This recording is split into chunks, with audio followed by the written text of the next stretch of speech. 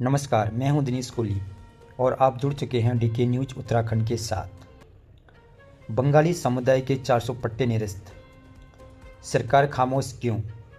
आज इसी मुद्दे पर करेंगे विस्तार से बात, क्योंकि सितारगंज पहुंचे कांग्रेस प्रदेश अध्यक्ष गणेश गोदियाल ने भाजपा पर लगा दिए हैं गंभीर आरोप। क्या है पूरा मामला, आइए देखते हैं। उत्तराखंड की सियासत में बंगाली समुदाय के पट्टों की निरस्ती का मुद्दा अब तूल पकड़ चुका है। सितारगंज में कांग्रेस प्रदेश अध्यक्ष गणेश गोदियाल ने भाजपा सरकार को सीधे कटघरे में खड़ा कर दिया है।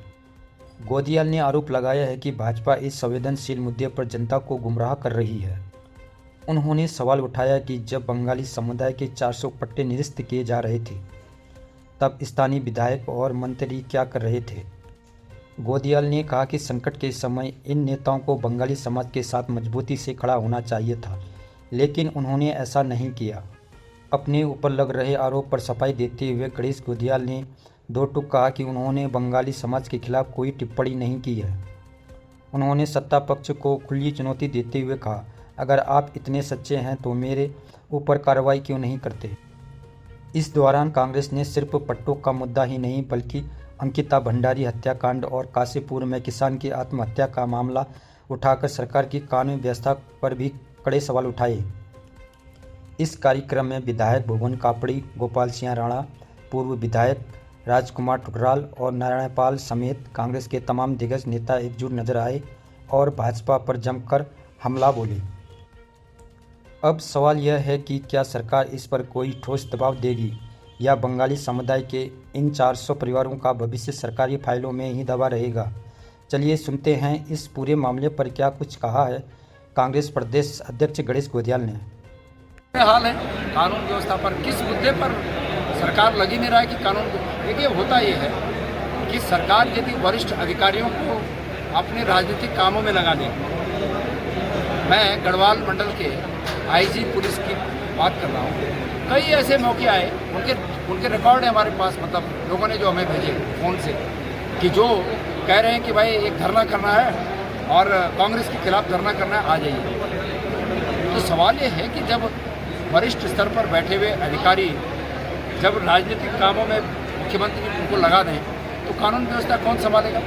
इसी जिले के पुलिस मुखिया के खिलाफ ये आरोप लगे कि एक किसान ने जब उनके साथ धोखाधड़ी का मामला लेकर उनके पास गए तो इन्होंने इतने पैसे की मांग की कि वो उनका इतना पैसा दे नहीं पाए और लास्ट में अपने को गोली मार के उन्होंने ये नोट लिखा कि भाई मेरे शरीर के अंग बेचकर इनको पैसे दे दिए जाए। तो जब इस काम में अगर बड़े अधिकारी लगेंगे तो कानून व्यवस्था कहाँ से ठीक है। स्पष्ट रूप से अंकिता भंडारी हत्याकांड में जो आरोपी हैं, प्रदेश की सरकार पहले दिन से उनके साथ खड़ी है। सबूत मिटाए गए, वो कमरा तोड़ा गया, सबूत मिटाए गए, पहले दिन से सरकार उनके साथ खड़ी है। अपराधियों के मनोबल, उनका मनोबल सातवें आसमान पे है। सितारगंज की अगर बात करें तो विजय बहुगुणा के पुत्र सौरभ बहुगुणा हैं, दूसरी बार के विधायक हैं, कैबिनेट मंत्री हैं। कांग्रेस के लिए राह बहुत कठिन है। नहीं, बहुत आसान है, और इसीलिए है कि वो मंत्री हैं, और इसीलिए है कि उन्होंने सरकार में रहते हुए, मंत्री रहते हुए, जब बंगाली भाइयों के 400 पट्टे निरस्त हुए तो उस पट्टों को निरस्त करने में सहयोग किया, बजाय हमारे बंगाली भाइयों के साथ खड़ा होने के। उन्होंने उसमें सहयोग किया। जब चुनाव आएगा उनसे पूछा जाएगा कि शक्ति फार्म में जिन लोगों को आपने ज़मीन से बेदखल करने की कार्रवाई की, उस समय आपका विवेक क्या जाग नहीं रहा था? पूछा जाएगा उनसे। इसके अलावा आपकी एक पोस्ट जारी हुई थी, सही या गलत ये मीडिया कर्मियों को नहीं पता, आपके कार्यकर्ताओं द्वारा थाने में भी तहरीर दी गई थी। कोई मेरी पोस्ट नहीं है, कोई पोस्ट है ही नहीं। बीजेपी कुचक्र के कारनामों के लिए प्रख्यात है और कुचक्र के इस तरह के कारनामे वो करते रहेंगे। मैंने ऐसी कोई पोस्ट मेरे द्वारा या मेरे फेसबुक के द्वारा या मेरे सोशल मीडिया के द्वारा कोई पोस्ट हमने ऐसी, देखिए हमारा कोई बात ही नहीं है कि हमारे मुख से या हमारे कर्तव्य से कोई ऐसी गलत बात नहीं। और जब नहीं हुई तो मैं चुनौती देता हूँ कि भाई कानून के तहत खड़े हो मेरे पे मुकदमा कि मैंने कुछ ऐसा कह दिया। हमने तो, हमारे लोग तो गए पुलिस के पास, गए कि भाई इन पर मुकदमा दर्ज करो, जांच करो इसकी कौन कर रहा है। मुझे तो ये भी पता नहीं कि लिखा क्या है उसमें, क्या लिखा है।